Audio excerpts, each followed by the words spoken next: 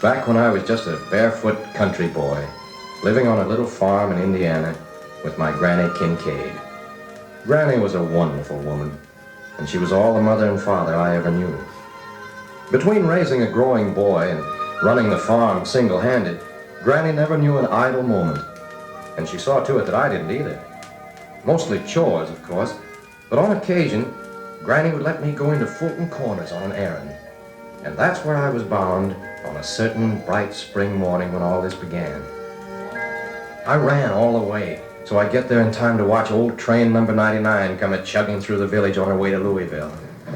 Always kept hoping someday I'd see it stop. And then, it happened.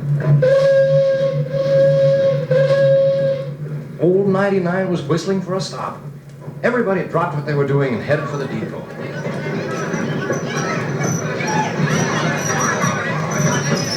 Right behind the passenger coach was hooked a special car. It was painted bright yellow, and on the side I read in big red letters, Dan Patch. Why, he's the greatest racehorse in the world. The great Dan Patch himself, right in Fulton Corners. And they'd stopped to limit it just so that he could get some exercise. Take a good look at that horse, Jerry Kincaid. He's going to win $1 million before he's through. Yeah, he's a champion, all right. $1 million? I didn't know there was that much cash money in the whole world. Then his trainer said to me, Hey, Dan Patch wants that apple you're eating, kid. All right, he can have it. They're warmy, is it? Yeah, let's see. Yeah, it's all right. Go ahead, you can give it to him. Gee. I can still feel the touch of his soft black nose and his warm breath on my hand. And it was right at that moment that my boyhood ambition was born. Someday I was going to own a champion. And someday the train would stop again at Fulton Corners, and I'd step proudly off with my champion, and everybody would cheer. Oh, get out the way for old Dan Patch. Dee-diddle-di-diddle, old Dan Patch. Get out the way for old Dan Patch. Get out the way. Oh, get out the way.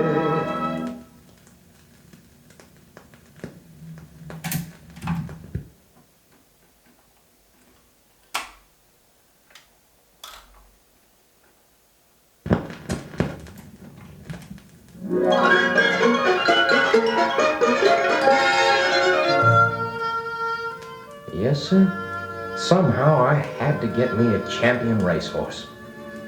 But the only animals on Granny's farm were an old mule and some sheep, and some little old lambs that weren't even born yet. Well, that night, I was in bed. I had my scrapbook open, and I was pasting in a cutout picture of that wonderful Dan Patch racehorse, and wondering how I could get me a colt, when Granny came back in the house and called upstairs. Jeremiah! Jeremiah! The lambs are being born. Put on your boots and come on out the barn. Quick now!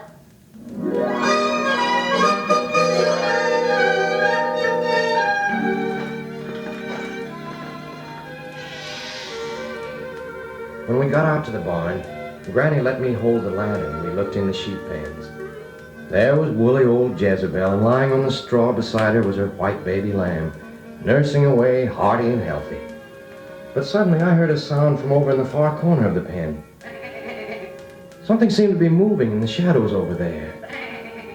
It was another baby lamb, and he wasn't white like lambs are supposed to be. He was black all over. I went into the pen and picked him up in my arms. Granny, look! Jezebel's got twins. Gee, ain't he a beauty? Black as a lump of coal. You hungry, little fella?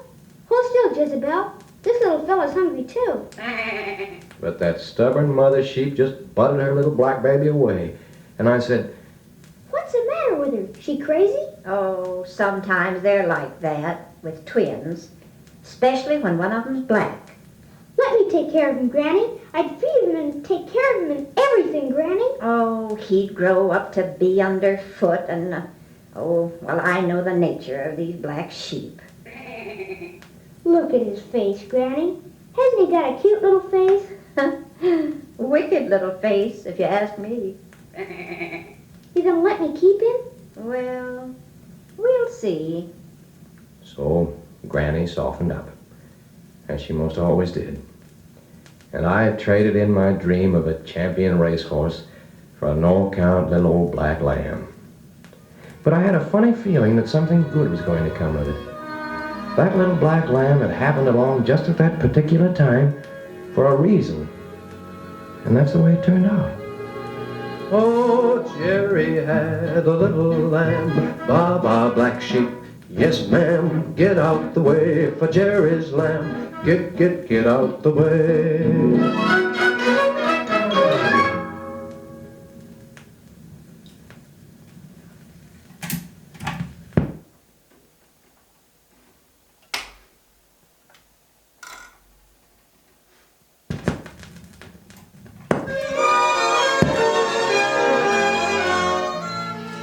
Remember that scrapbook I was telling you about?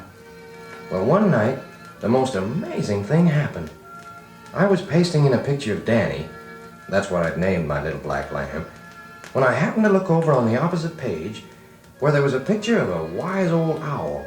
And, well, you can believe this or not, but right while I looked at that old owl, woo, woo, he seemed to come to life. Woo. He flapped his wings and stood right up on the page. And he said to me, "Hey, you look kind of sad, young feller. What's the matter, hmm?" Well, I know. You're still fretting about not having a colt that you can raise up to be a champion. Well, you got a lamb, haven't you? Did you ever think of that? You better just listen to the wise old owl. and that owl flapped his wings and blinked his eyes, and here's exactly what he told me. It's what you do with what you got, never mind how much you got. It's what you do with what you got that pays off in the end. You gotta add how much you do, then multiply by what you do. You think you can't win, but you do, and you get that dividend. It's the means you applieth that raises your stock. Look what David did to Goliath with the little old hunk of rock. It's what you do with what you got, never mind how much you got. It's what you do with what you got that pays off in the end. Well, if what you've got is just a little black lamb, what do you do to make him into a champion? Next day, when Granny sent me into Fulton Corners on an errand, I took Danny along on a rope. And we stopped in at the blacksmith shop to see Uncle Hiram. Yeah, get out the way, roll down patch. Get out the way, roll down patch. Uncle Hiram, Well, Jerry? Oh, what's on your mind, son? horses get to be champions by winning races. What about things that don't race? You mean like sheep? Well, sheep you take to the county fair and enter them in the judging contest. Of course, it would mean a lot of work for you, special feeding and the best of care, but say, do you think your granny would take you to the fair? Well, that was the big question. But Uncle Hiram promised to come out to the farm that night and see if he couldn't persuade Granny to say yes.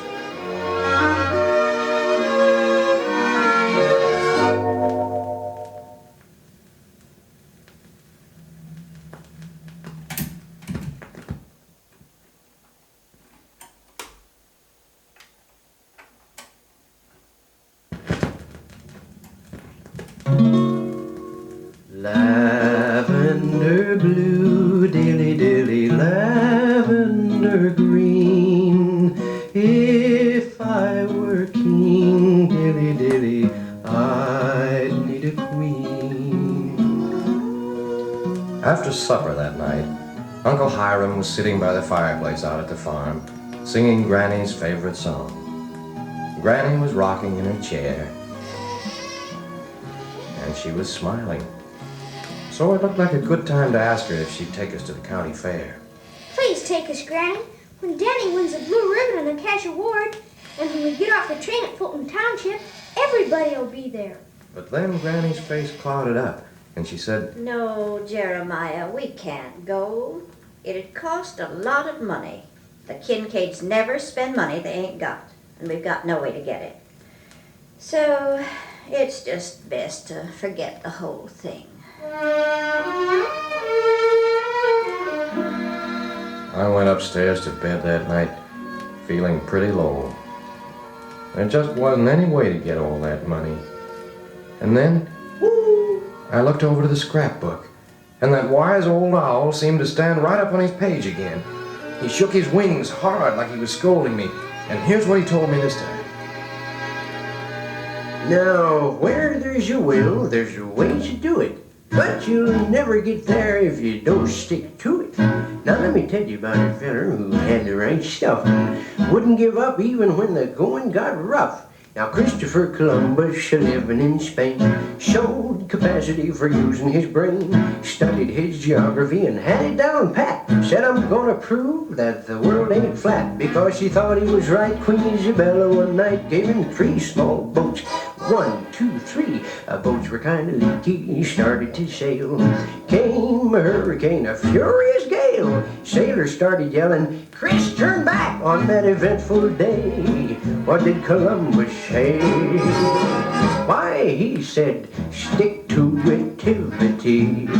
If you got that stuff called, stick to it till the T. You're gonna do alright. Old man adversity.